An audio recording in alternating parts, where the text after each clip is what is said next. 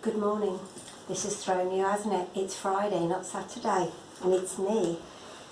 Well, that's because Hugh's changed his day off this week because he has to do an interment of ashes tomorrow. Somebody whose funeral he did before lockdown, so they've waited very patiently for this to happen tomorrow. So as I say, he's having a day off. So you'll have him tomorrow. That'll throw you again. This week. Funny old week, really. For lots of people it was the first week of the holidays. For us it was the second. What's happened this week? So it's been lovely. We had my mum and dad came up and we had a lovely day with them, which was so lovely because obviously it's probably February, maybe even Christmas when we saw them. And so that was really, really lovely, and really lovely to see how well they are and how well they've looked after each other, and that was great. And they really liked the fact that they came here because they came across country rather than the motorway and really enjoyed the beautiful scenery, which is good. Daniel's been and had a haircut at the hairdressers, and he did amazingly with all the sort of PPE stuff, and yeah, certainly looks better than the haircut I gave him. So that's been good. And Daniel and I went and had a coffee at Daniel's favourite cafe afterwards. Well, he had obviously didn't have a coffee, and a piece of cake, which again was really strange. Do I feel we're getting back to normal?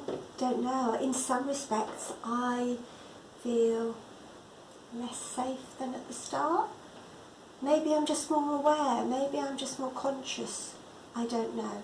Certainly both the hairdressers and the cafe had put lots of the regulations in effect, and I felt safe there, don't get me wrong. Unlike the previous week when we went to the zoo, and although the zoo had been amazing, I felt there were certain people that weren't being observant of the rules.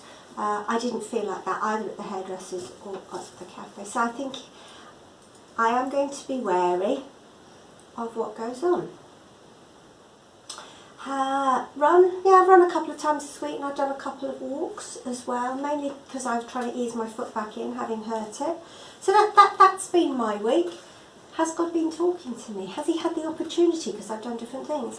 Yes, he has, yes. And actually what he's been speaking to me about was almost a follow-on from Hugh's sermon on Sunday. So I'm going to read the second part that we read on Sunday, which is Matthew chapter 13, and starts at verse 36, and this is the parable of the weeds explained. Then he left the crowd and went into the house. His disciples came to him, and it said, "Explain to us the parable of the weeds in the field." And he answered, "The one who sowed the good seed is the Son of Man. The field is the world, and the good seed stands for the sons of the kingdom. The weeds are the sons of the evil one, and the enemy who sows them is the devil. The harvest is the end of the age, and the harvesters are angels. As the weeds are pulled up and burned in the fire, so it will be at the end of the age. The Son of Man will send out his angels, and they will weed out his kingdom everywhere that sin and all who do evil. They will throw them into the fiery furnace, where they will be weeping and gnashing of teeth. Then the righteous will shine like the sun in the kingdom of their Father. Who has ears, let him hear." And it really spoke to me, the whole parable, and then that bit, the explanation. And God's been bringing things to me all week in different, just memories, I suppose, of stuff that's gone on, some quite a way back, some recently. And I'm not saying it's prickly people who he's reminded me of, more prickly situations, I think, and more how that's changed how I've thought about things, how I've changed how I do things because of it, and just really how important it is not to pull those weeds up, not to count out those people that we found prickly, etc. So some of the examples that I'm going to give you are what God's not challenged me about, but shown me how I grew, or how a church grew, through those prickly people who some might see as being the weeds, if I'm honest. So the first one that he kept reminding me of, and he reminded me of it 2 or 3 times, which is why I think it's, I've not thought about this for, ever such a long time, and how important it was. So it's probably the second church that Hugh and I went to. It's not the church we got married in, and we were there, and there was somebody who joined the congregation who was a new Christian, not had any Christian background, and so for him everything was new. Fab guy, and probably fairly early on, maybe he'd been with us a year, I don't know, it was fairly early on, it came round to electing people to go on the PCC, and he was elected to go onto the PCC. Now for lots of people it was a strange choice, but he got the votes to go on, and it was the right thing, don't get me wrong, that was. But lots of people found PCC quite difficult after he had been elected on. Not because he was difficult, but because he wasn't frightened to ask questions. So they'd maybe discuss something and he'd go, okay, so we do it this way, why do we do it this way? And so people were having to explain, sometimes justify why we do things in a certain way. But the good thing about it was that actually it made us rethink how much of this is just tradition, just become a habit, how much of it is of God, how much of it do we still need to do.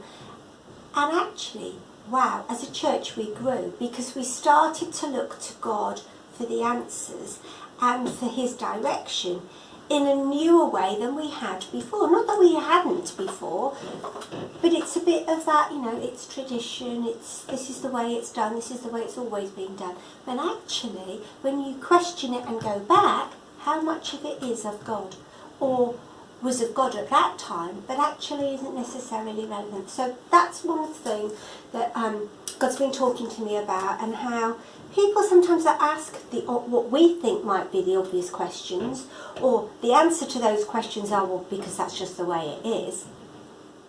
How valuable they are in challenging us to understand what we do and why we do it, and where motive. I'm not sure motive is the right word, but where our where the reason we do things comes from. Is it from our heart? Is it from God? Is it because that's what we think is expected of us? Or do we do it second nature because we rely on God to guide us within that? So that's one of the things. The second is an incident with Jonathan, my Jonathan, and he was tiny. He was 18 months, maybe 2, thereabout age. And I'd accepted an invite for him to go to a party. And we went to this party. I don't know whether it was a baptism, somebody's baptism from his toddler group, or whether it was a birthday party. I can't remember. I remember where it was. And actually it became very evident that Jonathan didn't want to be there. And he was being a pickle, if I'm honest. He didn't want to be there, he was just being difficult, he wouldn't do anything he was asked. He was being a little monkey. And I'd made a huge effort to get us there. I'd rearranged all sorts of things, as had Hugh, so that he could look after Stephen. I'm not sure whether Michael was around or not, whether he'd been born. I think he was tiny, if he was. So I feel like I'd made all this effort to get us to this party, and he just wasn't playing ball. He was not having it. And I probably got to maybe 45 minutes, an hour into this party, and it just hit me between the eyes. What am I doing? I accepted it. I didn't consider whether this is an environment Jonathan wants to be in. I haven't considered whether he's actually having a nice time or whether actually this is just awful for him and he just wants to go home and be with Daddy. And at that point, I realised that this was just such a big mistake. But also, it spoke to me about how different he was. Not that you want your children to be the same, but I'd very much tried to parent him as I parented Stephen, which had been how my parents had parented me, because that was the example that I had. And how Jonathan just wasn't going to be parented like that. It just didn't work for him. And he was very good at making it known that's not the right way to handle me. Not necessarily saying that, because at that age they can't. But it made me consider my motives. Why were we there? It made me consider the effect my actions had upon him. It made me challenge my views on whether parenting him that way was the right option. And actually, just because that's the way I'd been parented and how I parented Stephen didn't necessarily mean that it was the right thing to do for him. So we left, basically. And actually that was the right decision. But it was a real epiphany moment for me. And you might have said, reading this, that he was a bit of a weed, he was a bit of a prickly pear in the bed of vegetables or whatever it would be. But it was the right thing. And I thank God for that incident so much, because it made me sit back and question what I was doing, why I was doing it, and whether it was the right way forward. And sometimes having those weeds in amongst us challenges us. God can use the stuff that the devil sows to challenge our thinking, to deepen our faith, because he is a God that can turn things around. So I thank God for the weeds that have been sown. I thank God for the people that I find challenging. And I pray that he will continue to enable me to see a better side of them, to see them through his eyes, to be challenged by them in what I'm doing, why I'm doing it. Yeah. So that's where I am this week. It's been sort of quite a challenging week, if I'm honest. There were other incidents that God's brought to my attention. But, this isn't me laying it all bare. This is just me giving you an example of how God can challenge how we think and how we move forward. And how maybe we haven't always put him in that decision process. That we've made the decision and then we just ask him to bless it. Whereas the other way around would be better, saying, this is what's in front of me. I'm not sure which road to take. I'm not sure how to bring it to you. I'm not sure how I find the answer out from it.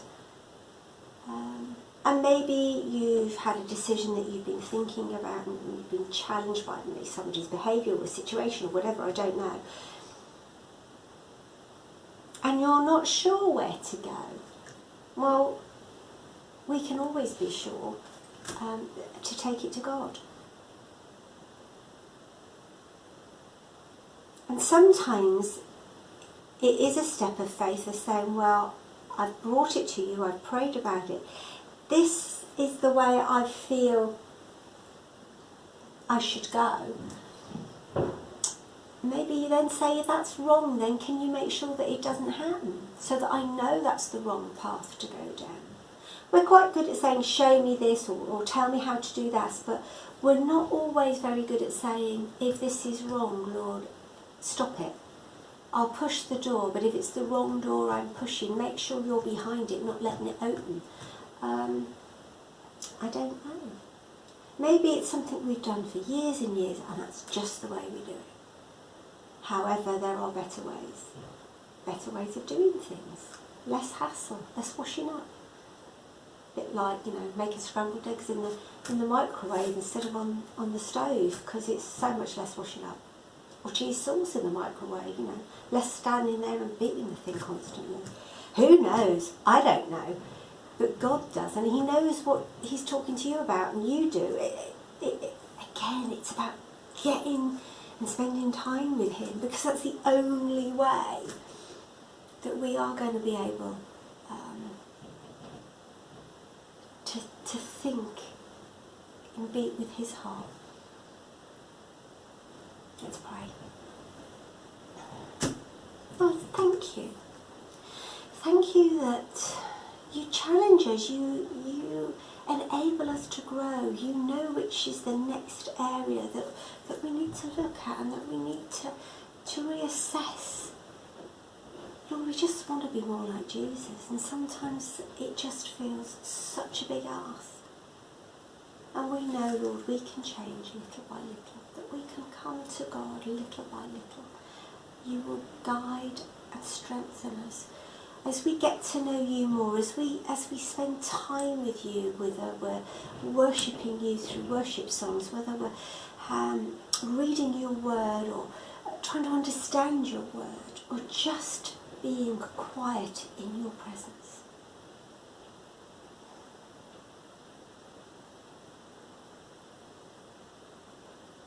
Come, Lord Jesus, come empower us. Help us to see the weeds within the patch that's been sown around us. Enable us to use those opportunities to grow. Enable us to keep our eyes firmly fixed on you, Lord Jesus, that we may know in our hearts, in our spirits, the right path to take when we have a choice. I thank, Lord, I thank and praise you for the people that are doing the research into vaccines and cures for this deadly COVID-19. Thank you for the amount of information that we have learnt. Forgive us, Lord, for the mistakes that have been made through ignorance, through arrogance. Enable us to move forward, to learn from our mistakes as a nation, to do the right thing. Enable us as a nation to consider others, to be able to wear masks no matter how uncomfortable we find them, to give people the space they need to keep them safe. I pray, Lord, you will continue to bless those that are researching both treatments and cures. I pray for those politicians all around the world that are each dealing with this in their own way, in what they feel is right. May they be gracious enough to learn from each other and to adopt things that would be a better way of doing things. May we be a nation, Lord, that says sorry. May we come before you humbly and seek your forgiveness for arrogance, for decisions made for the wrong reasons.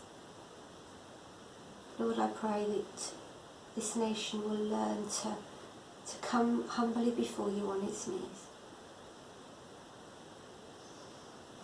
I pray for all those, Lord, trying to read through all the rules and regulations to allow things to start up again. I particularly pray for our church, Lord, with all the complications of community centres rules, church rules, school rules, all of which need to be connected cogs that fit together, making it such a complex situation. I just praise you, Lord, that within all of this your creation still goes on. Flowers still bloom, grass still grows, the sun still shines, the rain still comes. Enable us also, Lord, to enjoy the creation you have put upon this earth, that you are a creative God, and that how much more your creation is the answer.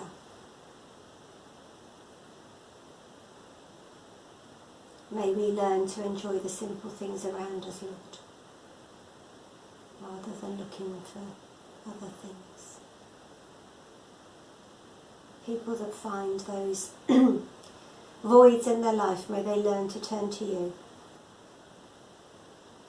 May there be people there who are sowing good seeds so that they can grow through them. Enable us this week, Lord, to look on those challenging situations and to ask for your guidance as we move forward. Be with each of us, keep us safe, Lord, I pray. And teach us more of the path that you would have us follow. Amen.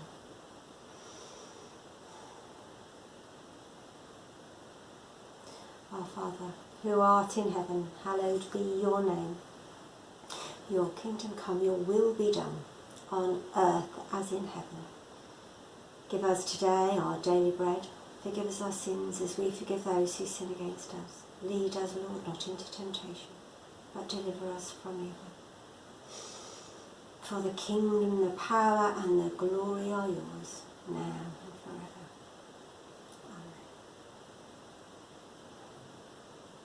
So have a good week.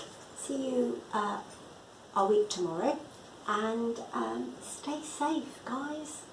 And try and enjoy this amazing place that we find ourselves living in. The simple things. Spend time with God. Find out what He's saying to you. Bye bye.